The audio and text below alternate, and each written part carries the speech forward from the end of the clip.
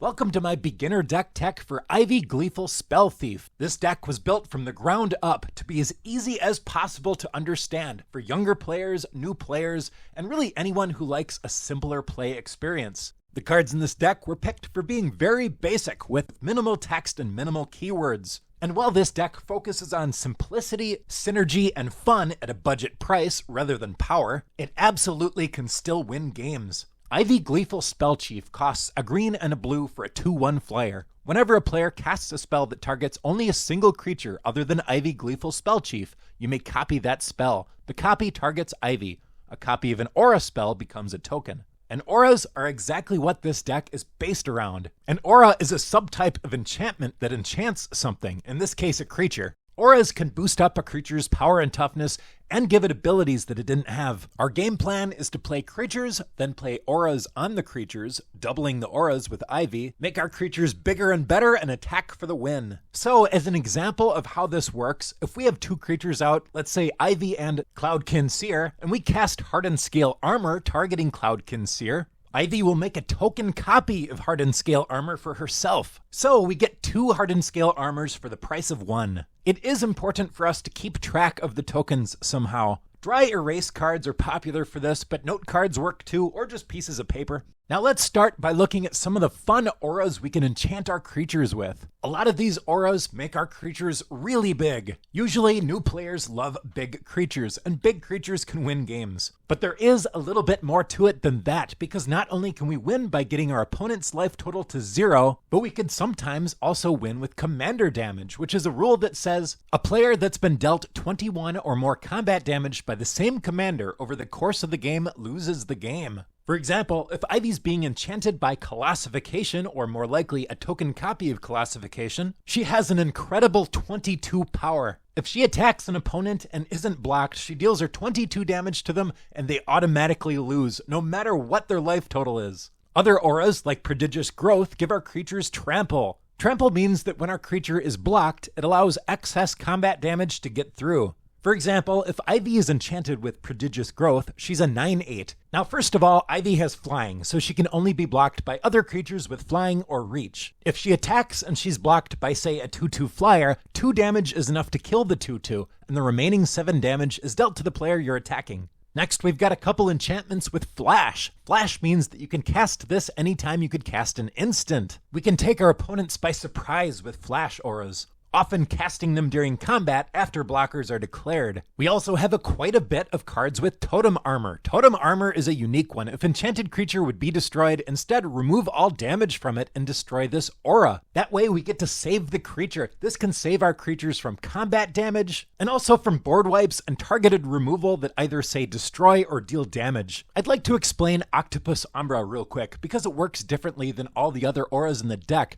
Enchanted creature has base power and toughness 8/8. A creature's base power and toughness is just what's printed on the card and doesn't include the pluses we get from auras. If Ivy's being enchanted by, say, Boar Umbra, she's getting +3/+3. So she's a 5/4. However, her base power and toughness is still 2/1. If we then put Octopus Umbra on her, her base power and toughness changes to 8/8, and then she gets the +3/+3 from Boar Umbra for a total of 11/11. Then we've got 3 card draw auras. All 3 of these say when enchanted creature deals damage to an opponent, draw a card. And one of my favorites, Ancestral Mask, gives enchanted creature +2/+2 for each other enchantment on the battlefield. If Ivy's been doubling enchantments, then this can get really out of hand. This card segues us into the next section of the deck. That is cards that care how many enchantments we have, or cards that care when an enchantment enters the battlefield. Aura Gnarlid and Yavimaya Enchantress both get bigger for each aura we control. Citizen Champion, Tanglespan Lookout, and Eidolon of Blossoms all draw you a card whenever an aura enters the battlefield under your control. And Nessian Wanderer can sometimes draw you a land. Storm Chaser Drake, Titan Fortune Hunter, and Gnarlback Rhino all draw you a card when you cast an aura spell that targets them. And Sanctum Weaver taps for mana equal to the number of enchantments you control. She herself is actually an enchantment. She's not an aura though, so she triggers some things and not others, something to keep in mind.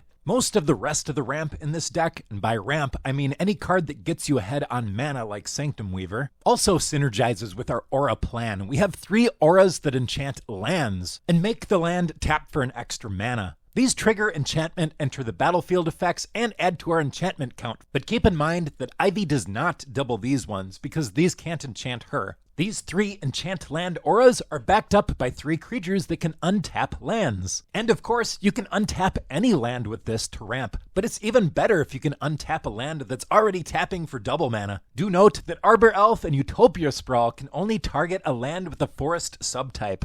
Next up is removal, and just like ramp, a lot of our removal is done with auras because it synergizes with the deck. We have 3 auras that make enchanted creature a 1/1 with no abilities. This is especially strong and mean to cast on another person's commander. Even though these auras are on our opponent's creatures on their side of the battlefield, we still control the aura. So these still trigger enchantment, enter the battlefield effects, and add to our enchantment count. You can even double these with Ivy if you choose to, but you don't have to, and a lot of times you won't. Control Magic, Mind Control, and Persuasion all say you control enchanted creature. This is a way for us to steal our opponent's creatures. As long as we control this enchantment, we control their creature. And there's no harm in doubling these with Ivy to up our enchantment count. Spirit Away and Yavimaya Embrace are also both steal creature auras, but they make the creature even better with an additional +2/+2 in either flying or trample. Aether Gale is the only pseudo board wipe in the deck. Return 6 target non-land permanents to their owner's hands.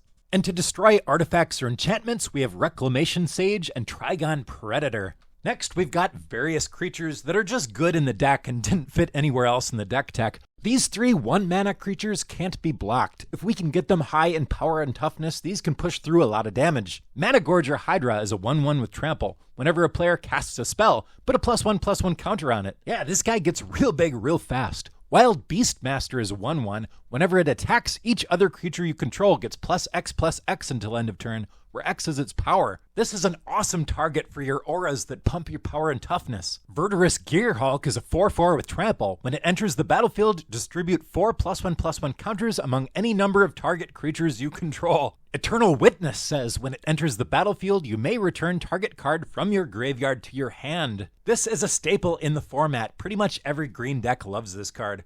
We've also got 2 cards with Hexproof. That means this creature can't be the target of spells or abilities your opponents control. This is great for an aura deck because one of the weaknesses of an aura deck is our opponents getting 2-for-1s with their removal spells. With Hexproof, they can't target our creatures with removal spells. For lands, all of our lands just tap for mana. That's all they do, and they're pretty darn good at it too. You can check out the full deck list, including some cards that I didn't go over. The link to the Moxfield deck list is in the description, and Moxfield makes it extremely easy to buy the deck if you want to. Also, I've got a bunch more of these beginner deck techs, so feel free to check out this playlist if that sounds interesting to you. Thanks a lot for watching, and I'll see you next time.